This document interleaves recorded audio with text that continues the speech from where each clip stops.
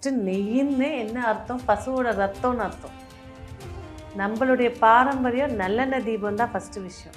நெய்யின்றது மறைமுகமாக பசுவை நம்ம பலி கொடுக்குறோன்னு அர்த்தம்.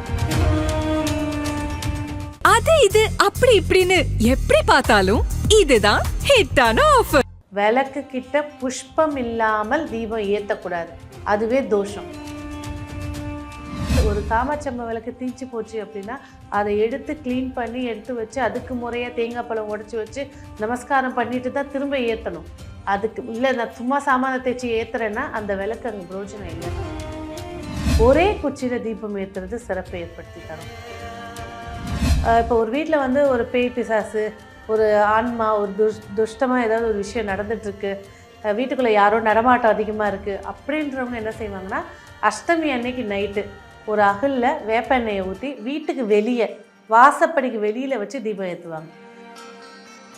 இப்போ அந்த 5 தீபம்னு சொல்லிலாம் விற்கிறாங்க, அதெல்லாம் ஒரிஜினலானே கிடையாது. நம்ம ஏற்றக்கூடிய தீபத்தில் இந்த தேங்காய் எண்ணெய், நெய், கொஞ்சோண்டு விளக்கெண்ணெய் இது மிக்ஸ் பண்ணி தீபம் ஏற்றலாம்.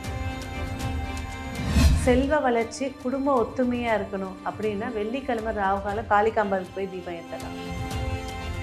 கடன் பிரச்சனை அதிகமாக இருக்க முடியவே இல்லைப்பா அப்படின்னா புதன்கிழமை ராகுகாலத்தில் பைரவருக்கு போய் தீபம் ஏற்றலாம். கர்ம வினை ரொம்ப அதிகமாக இருக்குது, தாங்க முடியல, மூதாதையரோட பிரச்சனை அதிகமான சனிக்கிழமை ராகுகாலத்தில் போய் தீபம் ஏற்றிக்கலாம். மனித முகமத்தோட சாந்த ரூபமாக சிவபெருமான், பார்வதி, அர்த்தநாரீஸ்வரர், முருகர், சரஸ்வதி இவங்களுக்கெல்லாம் நெய் தீபம் ஏற்றலாம். பிரம்ம முகூர்த்தத்தில் ஒருத்தர் தீபம் ஏற்றி வழிபாடு செய்கிறாங்க அப்படின்னாக்கா குறைந்த விலை, நிறைந்த தரம், தங்கள் தேவைகள் அனைத்தும் ஒரே இடத்தில். ஜெயச்சந்திரன் ஆன்மீக கிளிட்ஸ் நேயர்களுக்கு அன்பார்ந்த வணக்கம். இந்த நேர்காணல்ல நம்ம கூட அஸ்ட்ராலஜர் ரேவதி ராஜேஷ் கண்ணா இருக்காங்க. வணக்கம்மா. வணக்கம். எப்படி இருக்கீங்க? நல்லா இருக்கு. விளக்கெண்ணெய், வேப்பெண்ணெய் இதுலெல்லாம் வந்து தீபம் ஏற்றலாமா? வேப்பெண்ணெய் தீபம் தாராளமாக ஏற்றலாம். அது எப்படின்னா வீட்டுக்குள்ளே ஏற்ற மாட்டாங்க. இப்போ ஒரு வீட்டில் வந்து ஒரு பேய் பிசாசு, ஒரு ஆன்மா, ஒரு துஷ்டமாக ஏதாவது ஒரு விஷயம் நடந்துகிட்ருக்கு, வீட்டுக்குள்ளே யாரோ நடமாட்டம் அதிகமாக இருக்குது அப்படின்றவங்க என்ன செய்வாங்கன்னா, அஷ்டமி அன்னைக்கு நைட்டு ஒரு அகலில் வேப்ப எண்ணெயை ஊற்றி வீட்டுக்கு வெளியே வாசப்படிக்கு வெளியில் வச்சு தீபம் ஏற்றுவாங்க. அதுக்கப்புறம் அந்த சேஷ்டைகள் இருக்காது. மீறி இருந்துச்சுன்னா 3 அஷ்டமிக்கு செய்வாங்க, அதுக்கப்புறம் போயிடும். மற்றபடி வந்து வீட்டுக்குள்ளே வேப்பெண்ணெய் தீபம் ஏற்றக்கூடாது.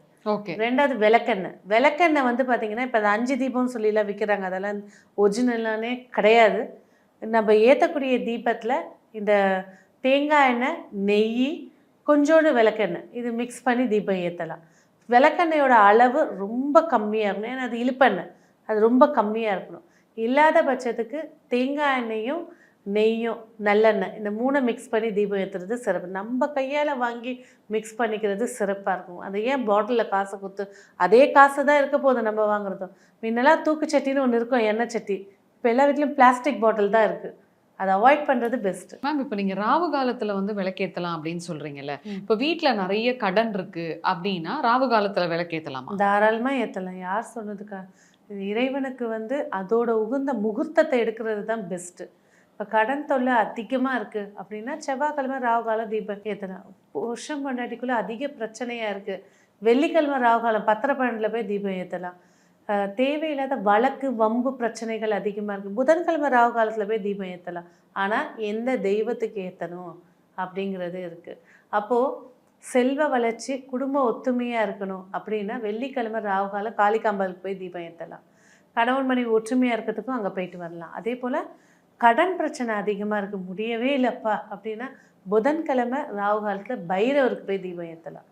செய்வன பிரச்சனை, தலையை பிக்கிறது நோய், வீட்டில் எந்நேரம் நிம்மதியே இல்லை அப்படின்றவங்க செவ்வாய்க்கிழமை ராகுகாலம் போய் தீபம் ஏற்றலாம். ஸோ கர்ம வினை ரொம்ப அதிகமாக இருக்குது, தாங்க முடியல, மூதாதையரோட பிரச்சனை அதிகமான சனிக்கிழமை ராகுகாலத்தில் போய் தீபம் ஏற்றிட்டு வரலாம். ஸோ இந்த தீபங்கள் ஏற்றும் போது ஏன்னா அதோட கிழமை, அதோட நேரம், அந்த கடவுளுக்கான நாள் அப்படின்னு ஏற்றும் போது சிறப்புகள் நிறைய தரும். ஓகே. இப்போ சுத்தமான தேங்காய் எண்ணெயிலையோ இல்லை சுத்தமான நல்லெண்ணெய், இந்த சமைக்கிற நல்லெண்ணெய் தானே சொல்கிறீங்க, ஸோ இது ரெண்டுத்துலேயுமே வந்து மாற்றி மாற்றி ஏற்றினா சிறப்பா? தாராளமாக ஏற்றலாம். அப்போ தேங்காய் எண்ணெய் யாருக்கு ஏற்றணும்? விநாயக பெருமானுக்கு ஏற்றணும்.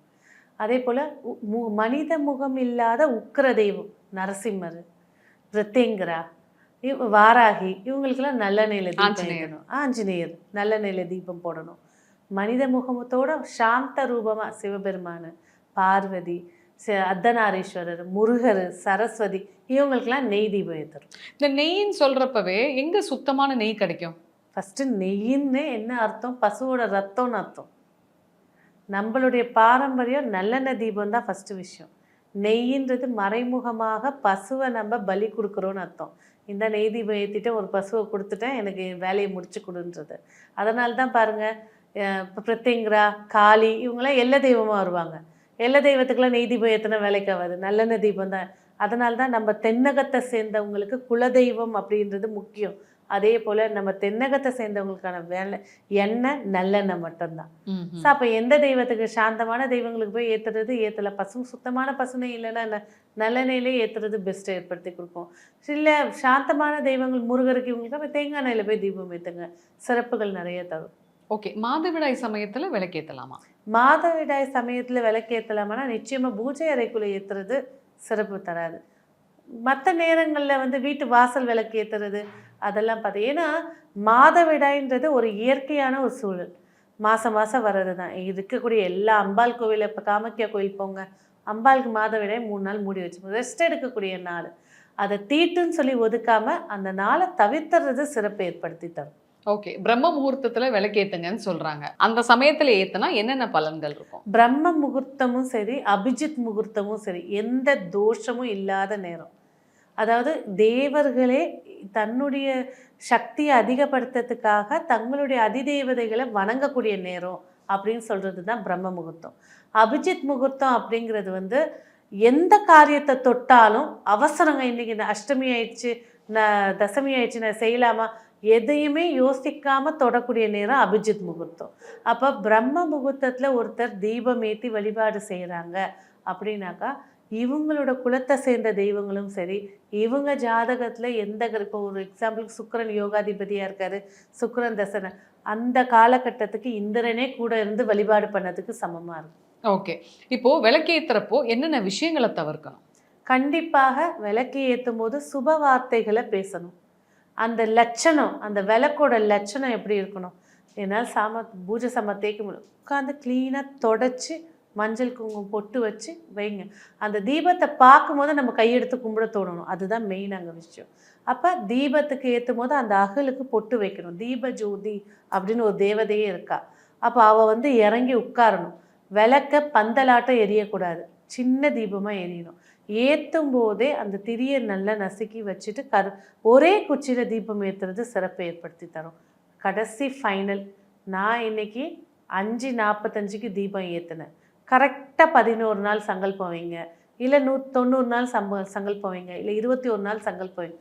அதே நேரத்துக்கு தீபம் ஏற்றுங்க. அது ஹோமம், ஒரு யாகம் ஹோமம் செஞ்சதுக்கு சமம். ஒரு விளக்கு சுமார் எவ்வளோ நேரம் எரிய வைக்கணும்? 2 மணி நேரம் எரிய வைக்கணும். விளக்கு கிட்ட புஷ்பம் இல்லாமல் தீபம் ஏற்றக்கூடாது, அதுவே தோஷம். ஏன் அப்படி? புஷ்பத்தோடு அலங்காரம் பண்ணி வழிபாடு அந்த அரோமா அங்கே தேவை. அந்த புஷ்பத்தோடு அந்த தீப ஜோதிக்கு தீபம் பூ வைக்கணும். வழிபாடு செஞ்சாதான் நீ யாரை கும்பிட்றியோ அந்த வாசலை திறந்து கொடுப்பாவ. அப்போ பூக்கள் வைக்கணும். நிறைய பேர் பூக்களை கிட்ட வச்சு எரிய வச்சுருவாங்க. பூக்கள் அந்த சூடுபடாமல் அந்த அகலை சுற்றி வைக்கிறதா இருக்கட்டும், அகலை அந்த பூவை அந்த எண்ணெய்க்குள்ளேயே போடுறது அதெல்லாம் எதுவுமே இருக்கக்கூடாது. நிறைய பேர் பூவை வச்சு அனுப்பாங்க, அது கூட தேவையில்லாத விஷயம். குச்சை எடுத்து நகர்த்தி விட்டுறது சிறப்பு. அந்த பந்தலாட்டம் அந்த அகல் எரிஞ்சிருச்சு அப்படின்னாலே செத்து போச்சுன்னு அர்த்தம். அந்த அகலை தூக்கி போட்டு வேற ஏதாவது நான் கழுவி யூஸ் பண்ணுறேன் அதெல்லாம் நான் இன்னத்துக்கும் வேலைக்கு ஆகாது. அப்போ விளக்கு கறி பிடிக்க வச்சிடுறாங்களே? ஆமாம், அந்த விளக்கு செத்து போயிடுச்சுன்னு அர்த்தம். வெள்ளி விளக்குன்னா அதுதான் சொல்கிறேன். நீங்கள் தீபம் ஏற்றுறீங்கன்னா அதை கண்ணும் கருத்துமாக பார்த்து குளிர வைக்கணும். அது எரிஞ்சு போயிடுச்சுனாலே அது இறந்து போச்சுன்னு தான் அர்த்தம். நிறைய பேர் கிண்டல் பண்ணுவாங்க, மெசேஜ் அனுப்புவாங்க, பேசுவாங்க, என்ன வேணால் பேசிக்கோங்க. அந்த ஒரு மனிதனை தீ மூட்டிட்டா முடிஞ்சு போச்சு. திரும்ப ஏஞ்சி தொடச்சி உட்கார வச்சுட்டா உட்கார முடியுமா? அப்போ அந்த ஒரு அகல் ஒரு காமாட்சம்ம விளக்கு தீச்சு போச்சு அப்படின்னா அதை எடுத்து க்ளீன் பண்ணி எடுத்து வச்சு அதுக்கு முறையாக தேங்காய் பழம் உடச்சி வச்சு நமஸ்காரம் பண்ணிட்டு தான் திரும்ப ஏற்றணும்.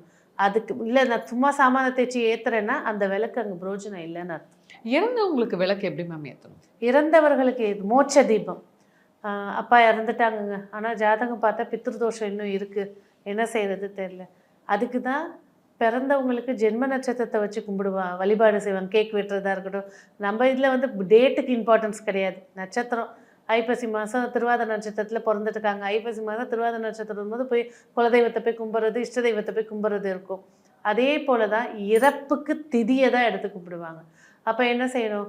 அப்பா வந்து ஒருத்தர் தவறிட்டார், கார்த்திகை மாதம் தசமி திதியில் இறந்துட்டாங்க அப்படின்னாக்கா, வருடத்தில் வரக்கூடிய அந்த கார்த்திகை மாதம் தசமி திதி அப்போ வீட்டில் தவசம் கொடுங்க, எல்லாமே பண்ணுங்க. ஆனால் ஒரு அகலில் நல்லெண்ணெய் ஊற்றி சிவ ஆலயத்தில் போயிட்டு சிவனு முன்னாடி ஏற்றாமல் அந்த ஆலயத்தில் இருக்கக்கூடிய மரத்துக்கு அடியில் ஏற்றிட்டு வாங்க.